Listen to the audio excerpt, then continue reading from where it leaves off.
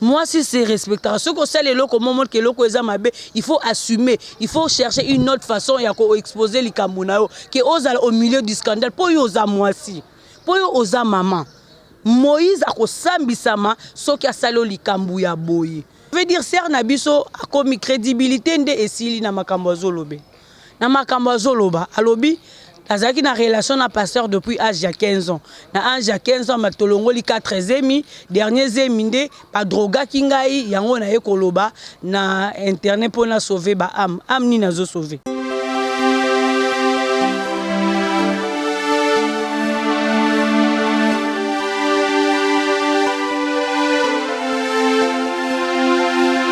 Bino bonjour na balane ça dépend il y a au bozo la démission na eli susu bobila dawatan na yaka toujours pour nous lobela makambu na pesi mbote depuis Londres na pasteur Patrick Nzouzi vision de l'aigle télé na biso makasi zo salaka donc to landa to s'abonner bon lelo na za vraiment na mingo lobate na no répondre parce que batebele balobi na zo zo part ya pasteur Moïse Mbie ngana zu pas par ya pasteur Moïse te nazo lobela nde ngana lobela makamba bo mwasi ndenge nini mwasi fo azala ozomona nazo lobela ndenge nini mwasi fo a se comporter face ya ba situation nyonso pasteur Moïse Mbie bafundie nanu toye koyoka ete version de fait na ina biso toyoki yango te toyebi te nini akosamba tozela soki aye asambi allez, tozongi lisusu te na micro.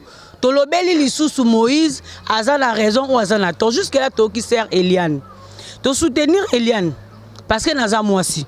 Pour na kolinga pete ngai ba publier nga boy. To soutenir Eliane pour ayoki passe makamba mo ya bolingo et ça la kapasi. Nde esika o ngai na télémé les ake. Eliane a fournir biso ba preuve o eza vraiment vrai te que azaki en relation avec Moïse.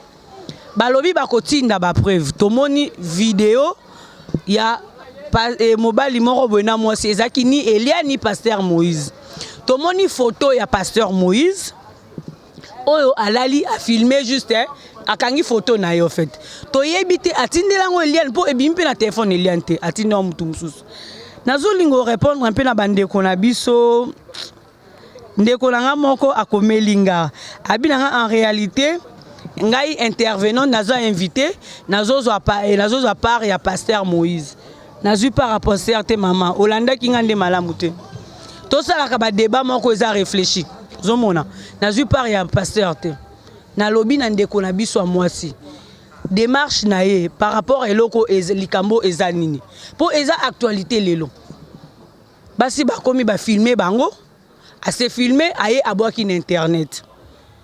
Bah preuve il y a Elibiso que pasteur a filmé. Mais qu'est-ce qui prouve que ça pasteur Moïse n'a filmé? Preuve on a yété.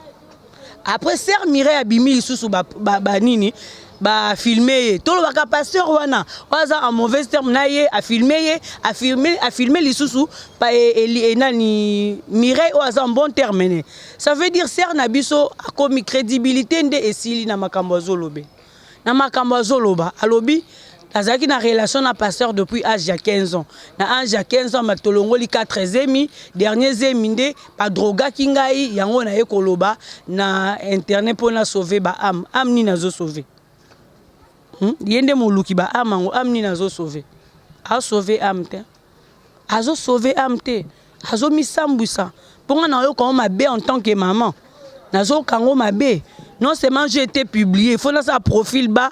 Na vanda polika mango le kata na bimata ke ba publier nga mais na comme ko kena ngoti na ba conférence de presse ndeko ozo kansaka ke na kotelika pasteur tonga na zo kote ndeko na nga mwasi ozo ke na makamu ndenge faut pas ba kendela ngo ya zaki en relation na Moïse et que simbité ce ka longo sake bazemi eyebika bango akolobi akomi ko régler 3 fois période à moi César 3 fois régler na ndenge nini Obanande no sa 3 fois ponzambo asali biso lobi mbala moko période na ovulatoire mbala moko ba période na ba règle yo comme 3 fois ndeni. On n'a pas vu les médecins le bas qui tu es malade parce que tu t'es fait avorter avec les pasteurs on n'a pas vu. Nazo répondre juste la bateau bazoloba que si ce qui ezaki Kofi nde boye nango mbangu. Kofi po ba kanga eto ba tia en détention ba yoka ki eti. à comparaître bafunda ki na ba danser ye pa ye alobi pe ba yo ke bon Mibe Konde ekatela ka mutu ezanga Bobila Downer na katela mutu te Mibe Konde ko katela mutu ba trouver te o alobi malamu ba preuve ezali c'est vrai que o azala la raison to o azala la tort siko to katela Moïse mbano o Moïse on a nous to monité na nous to yoki te to ko katela ete qu'il soit voyou ou pas ba yo ba entendre ye na nous te ba entendre ye na nous te acte wana eza déplorable eza mabe pasteur à se livrer na basi ndenge azo salawana mais que ça soit aussi vrai que c'est lui qui est derrière tout ça et que c'est lui qui le fait ce qui alors eza lango yeti bolingi kana na condamné pour bolo balanga que je suis en relation avec les pasteurs je ne suis pas en relation avec les pasteurs ngana zo sala ka ko ngaza chronique na lobelande makamundenge ezali ce qui likamboye total de deux côtés et qu'il y a des preuves ce qui il y a na ba preuve autrement que c'était les pasteurs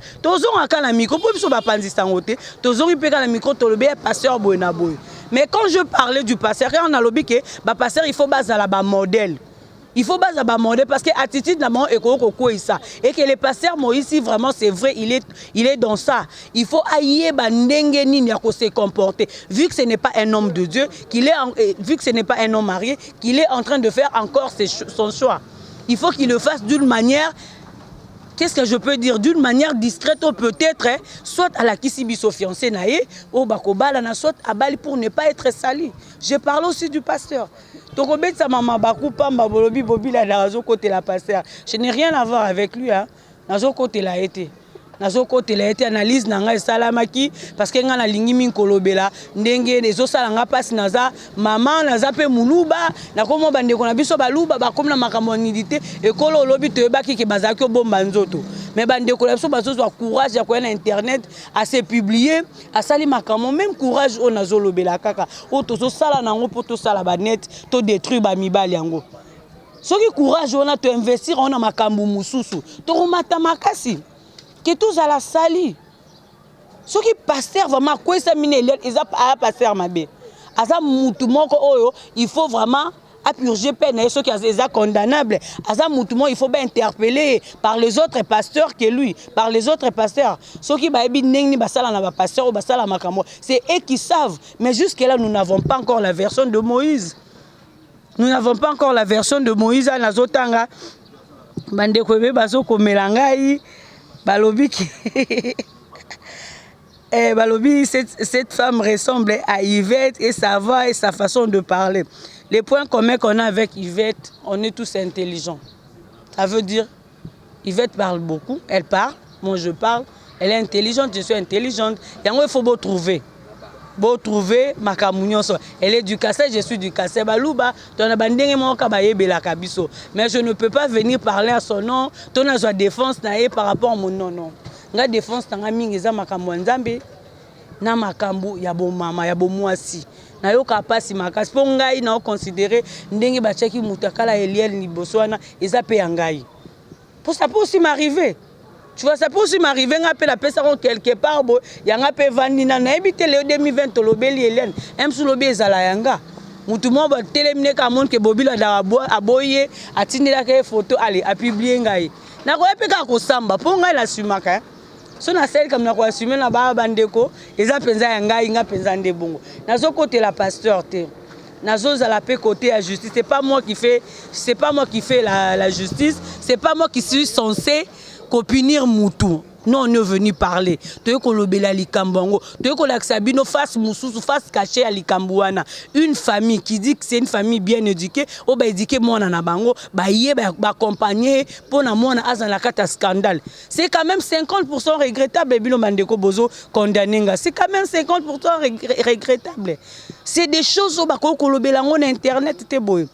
C'est des choses où il faut zonga nango d'abord si ba beaucoup ti mo na bien na makambo wana botali na ndenge ni toko procéder manière façon monsieur ezala ki tezaki ka ya to sambo biso basi po biso nyonso pe to sambo ndenge to soyoka au passer ayaki pour apesa biso 10 000 apesa 20 000 to boyango soki komi peka à 100 000 to boya kaka auto continuer ka koloba siko to vanda nye to lobi lisusu te Toto ko démentir makambo oyo. Eza réputation ka passer tes apé à moi si. basi to banding on s'est comporté. Les hommes seront toujours là pour nous dire, nous demander des choses autour salaté. C'est à nous maintenant de savoir autour sala na autour salaté parce que ils ont aussi leur fantasme. Il aime se faire filmer pour attendre plus tard. Après un jour, vous avez un souci à publier en gros. Qu'est-ce que tu fais dans l'avenir? Tu n'en vas plus tenir, tu n'en verras plus.